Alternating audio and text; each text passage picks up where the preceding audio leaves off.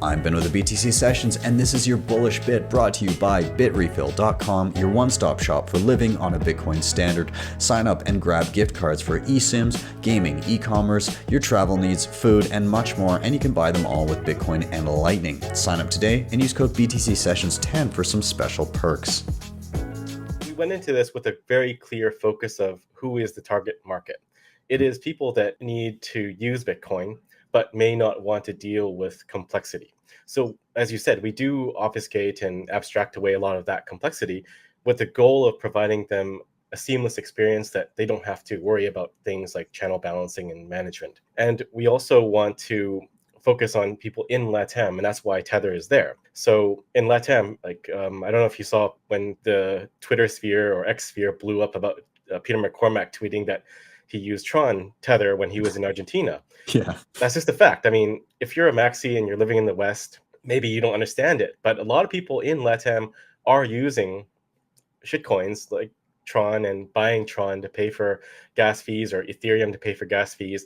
They're using things like shitcoin wallets, and a lot of them are actually just using Binance as a wallet, and they don't even care that it's completely custodial and it's an exchange.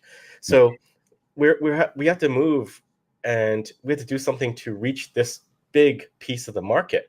So you can say Lightning is good, Bitcoin is good, and of course I'm as maximalist as anyone can get. But the reality is there are maybe tens, hundreds of millions of people that want stable coins. And if we don't interact with that marketplace, then we just give that market to Tron and Ethereum and all the other things. And yes, probably stable coins are just gambling on DeFi, but a large chunk of it, I don't know, let's say 50-50. 50% are just using dollars, digital dollars, to protect themselves against inflation, against the peso inflating and their currencies going to zero. So there is a use case there, whether you like it or not, and acknowledge it or not. And that is really what we want to go after with Aqua.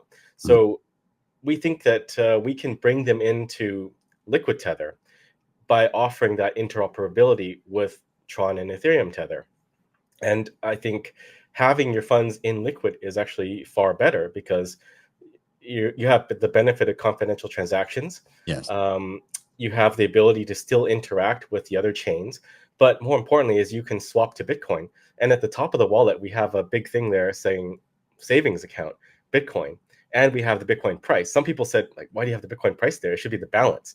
It's because we want those guys in LATAM to use this, and they might be using it for Tether, but they're always going to see, oh, Bitcoin price, Bitcoin savings.